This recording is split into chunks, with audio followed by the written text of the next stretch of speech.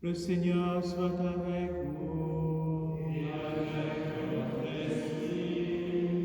Évangile de Jésus-Christ selon saint Luc. Gloire à toi, Seigneur. En ce temps-là, Jésus disait, quel malheur pour vous, parce que vous bâtissez les tombeaux des prophètes, alors que vos pères les ont tués. Ainsi, vous témoignez que vous approuvez les actes de vos pères, puisque eux-mêmes ont tué les prophètes. Et vous, vous bâtissez leurs tombeaux. C'est pourquoi la sagesse de Dieu elle-même a dit, je leur enverrai des prophètes et des apôtres. Parmi eux, ils en tueront et en persécuteront. Ainsi, cette génération devra rendre compte du sang de tous les prophètes qui a été versé depuis la fondation du monde, depuis le sang d'Abel jusqu'au sang de Zacharie, qui a péri entre l'autel et le sanctuaire. Oui, je vous le déclare, on en demandera compte à cette génération. Quel malheur pour vous, docteurs de la loi, parce que vous avez enlevé la clé de la connaissance. Vous-même n'êtes pas entrés, et ceux qui voulaient entrer, vous les en avez empêchés. Quand Jésus fut sorti de la maison, les scribes et les pharisiens commencèrent à s'acharner contre lui et à le harceler de questions.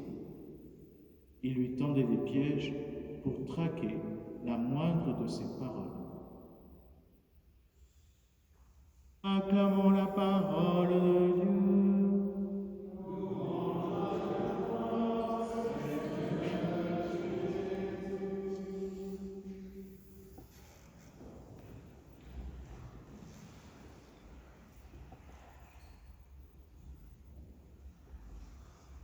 Frères et sœurs, j'espère que ceux qui seront derrière pourront bien entendre aussi.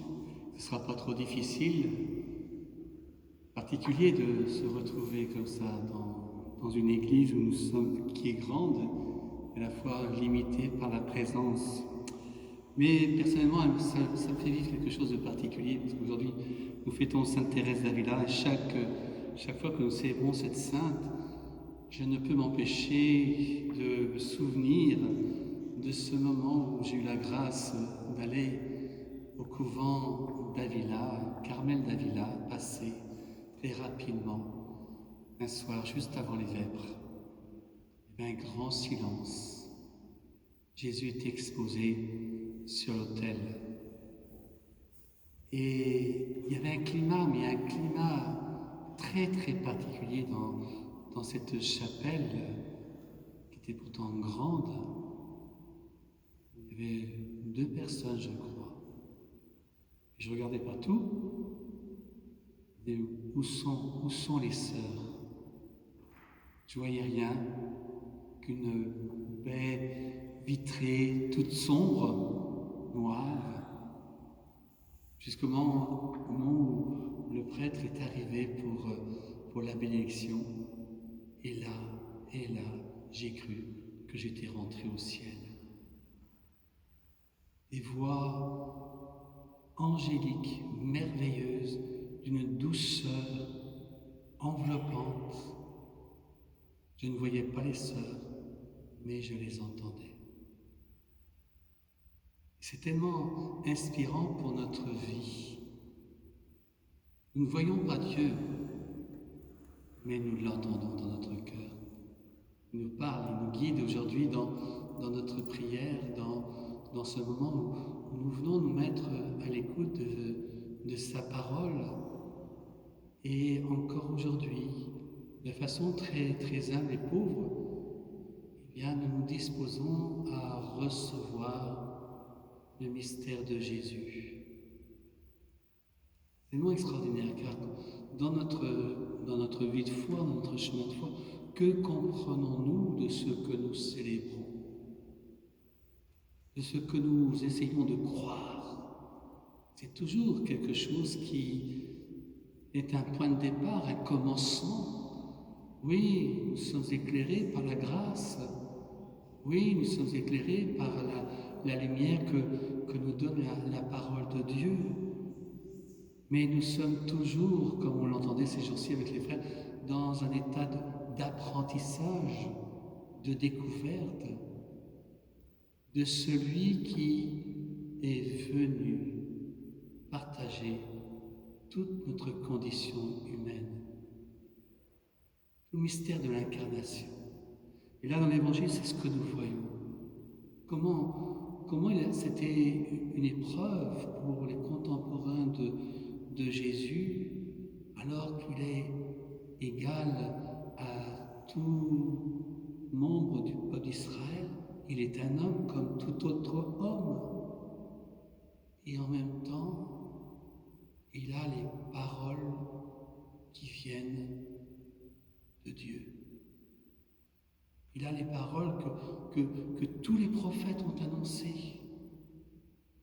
Il est l'accomplissement de tout ce que la Bible nous rapporte à travers la première alliance et que nous avons toujours à découvrir. C'est jamais fait. Oui, nous entendons la parole, nous connaissons la parole, mais nous devons vivre la parole. C'est-à-dire que nous devons entrer dans le mystère du salut.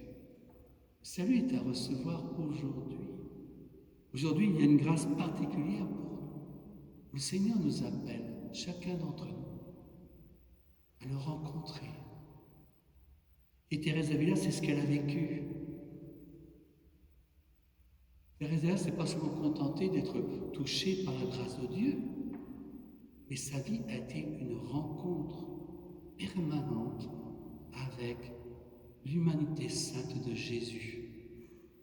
Pour elle, c'était ça l'essentiel de son expérience de foi, d'avoir ce toucher de l'humanité sainte de Jésus. Et de pouvoir conduire ses sœurs dans ce témoignage, dans cette vie qui conduit à l'oraison, au cœur à cœur, à entrer avec l'Esprit dans le souffle même de Dieu. C'est particulier de voir qu'en notre vie, premier moment de la création, Dieu inspire à Adam son souffle, une haleine de vie. Notre vie, elle est reliée à Dieu. Et dans ce deuxième moment où Dieu s'est fait chair et a pris notre humanité, il nous donne l'Esprit Saint.